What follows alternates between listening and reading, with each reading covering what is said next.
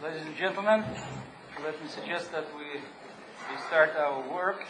And this is panel 3, the BRICS and the alternatives to global and economic governance. We have 5 presenters, and we have 2.5 hours. So may I suggest that we try to limit our presentations to 20 minutes, not more, and I will behave as a bad policeman. And the first presentation is by Carlos Medeiros, Institute of Economy, Federal University of Rio de Janeiro. Thank you, Mr. Chairman. Eu prefiro falar em português. Eu agradeço o convite dos organizadores desse encontro para a discussão de um tema que cresce em importância mundial.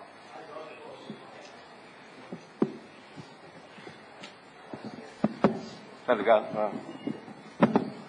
Ok. De certa maneira, eu gostaria de, talvez, fazer, na minha apresentação, algum tipo de provocação ao tema, em torno do fundamento dessa mesa, que é a ideia de uma governança global e alternativas a uma governança global. Eu vou tentar qualificar um pouco das minhas observações razoavelmente críticas à noção de um sistema internacional que demande uma governança global e que ela esteja sendo hoje construída. De certa maneira, o que temos aqui em mente é uma ideia de que a ordem construída de longa data, desde Bretton Woods, e, de certa maneira, a ordem ou a desordem global que se manifestou a partir, digamos, dos anos 80 e dos anos 90, que se caracterizava por uma liderança unilateral dos Estados Unidos, ela teria entrado em crise e, em função disso, outros centros importantes, entre os quais o BRIC, que já se realizou 3 reuniões de cúpula, poderiam ser, então, alternativas a uma outra configuração distinta da presente. Em certo sentido, é claro que a formação dos BRICS, nesse sentido, ela tem claramente um projeto político. De certa maneira, sua manifestação maior é na natureza de uma mensagem política. E isso ficou claro na última reunião, em que havia algumas questões explícitas sobre, por exemplo, a questão da Líbia, a composição do Conselho de Segurança da ONU. Essa, de certa maneira, constitui um pouco, digamos, o sentido maior das suas mensagens. Entretanto, o que leva à existência, digamos, desse agrupamento BRICS, e é reconhecido internacionalmente, é exatamente pela pujança econômica, da ascensão econômica dessas diferentes economias. Agora, mais recentemente, a África do Sul faz parte e acrescenta um S ao BRICS. Seria, portanto, a ascensão econômica dessas economias que estaria chamando a atenção como uma grande novidade digamos, à economia global. E, nesse sentido, não são poucos os jornalistas que, especializados em economia e que fazem projeção de que os BRICS constituirão, num futuro muito próximo, imediato quase, um polo alternativo de expansão da economia global.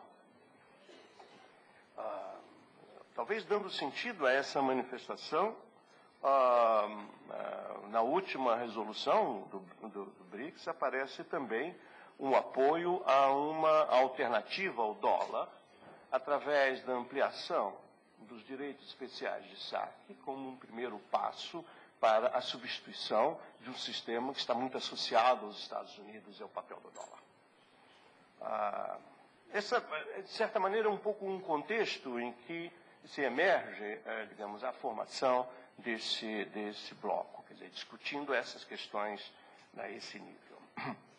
Eu, aqui, nesse sentido, gostaria de provocar um pouco a audiência, meus colegas e participantes, dizendo que há algo que não parece muito claro nisto, e acho que há um exagero nas formulações em torno da emergência, digamos, das implicações desse bloco.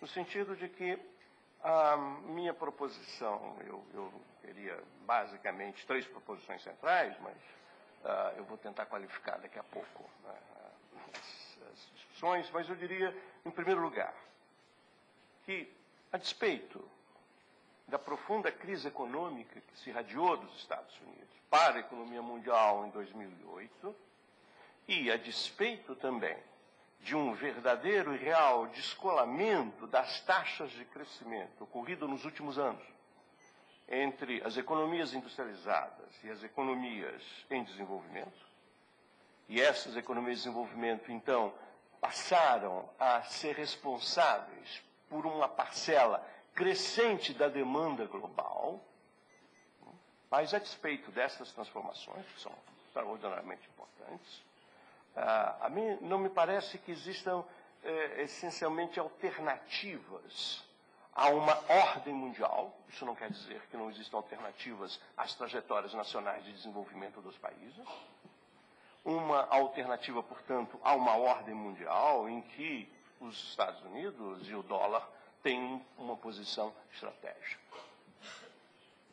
Segundo, considero que, a despeito da importância política dos encontros dos países dos BRICS, eles não constituem um polo geopolítico e econômico alternativo, e por diversas razões, que eu vou qualificar daqui à frente, as quais, mas entre as quais, eu citaria desde logo uma grande assimetria na divisão vertical de trabalho entre a China e os demais países produtores especializados na exportação de energia, em particular para o comércio chinês.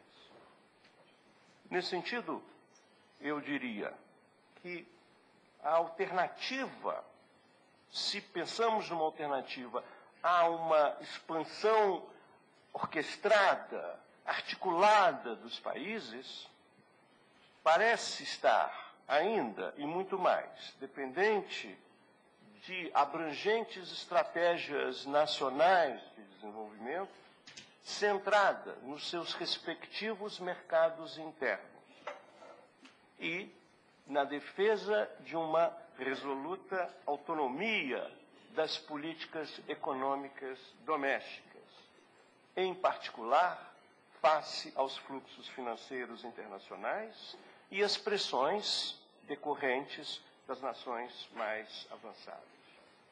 Suponho também que é a hora de fortalecer uma cooperação centrada na tecnologia, na aprendizagem tecnológica, na difusão do conhecimento e menos centrada especificamente na direção do comércio segundo a dotação dos recursos existentes entre os países. Eu gostaria de qualificar essas proposições. Can you interrupt me 5 minutes before my time? No. No, can you see? Okay.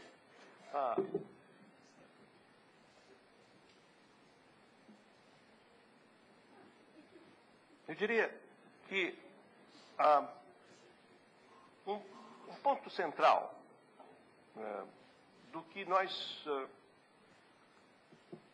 testemunhamos nos últimos anos tem a ver com, entre 2001 e 2008, tem a ver com o fato de 2 fatores essenciais que vão caracterizar um padrão de economia internacional. Em primeiro lugar, a ideia de que houve, o fato de que houve uma imensa expansão do déficit de transações correntes nos Estados Unidos, e como contrapartida a essa expansão do déficit de transações correntes, que foi essencialmente dinamizado pela expansão do mercado interno americano financiado a crédito, a contrapartida desse movimento foi a afirmação da China como centro mundial da produção manufatureira, através da expansão das exportações chinesas, mas, sobretudo, através do deslocamento, sobretudo da indústria eletrônica, em suas fases de montagem para a economia chinesa. Esses dois fenômenos estão articulados, e na articulação desses dois fenômenos gerou um terceiro, há uma elevação substancial do preço das commodities. Essa elevação decorre, em parte, do fato de que tanto a China quanto a Índia, através do seu rápido crescimento, passaram a ser países altamente dependentes das importações de energia e matérias-primas. Este fenômeno, então, expansão americana, a produção manufatureira chinesa, o seu impacto sobre o preço das commodities, levou aqui uma parcela substancial de países periféricos, antes atolados numa crise financeira, passassem a reverter a sua posição de balanço de pagamentos, passando a crescer com superávit em transações correntes, decorrente desses novos termos de troca. Foi esta a realidade que gerou um descolamento das taxas de crescimento entre os países mais industrializados e os países periféricos. Pois bem, essa circunstância, na verdade, ela vai se reverter em parte com a crise internacional de 2008 e 2009. Essa crise, depois ela se segue. A sequência imediata dessa crise é a afirmação, a China faz um plano expansionista keynesiano de grandes proporções, puxada por investimentos públicos, e, de certa maneira, e os Estados Unidos fazem uma política de expansão monetária através de uma taxa de juros muito elevada. A configuração desses dois fenômenos gera uma circunstância de desvalorização crescente do dólar e uma afirmação razoavelmente autônoma da China como um polo de crescimento. É em torno dessa circunstância que gerou um crescente questionamento ao próprio dólar como moeda internacional.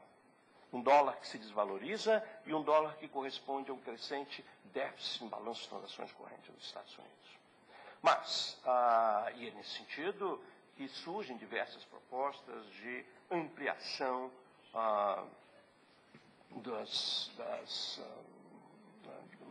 dos direitos especiais de saque, como isso é uma proposta do Fundo Monetário Internacional, e na última reunião dos BRICS houve claramente uma proposição no sentido de que isso poderia ser um elemento muito importante e, ao que eu saiba, também há uma proposição mais da China no sentido de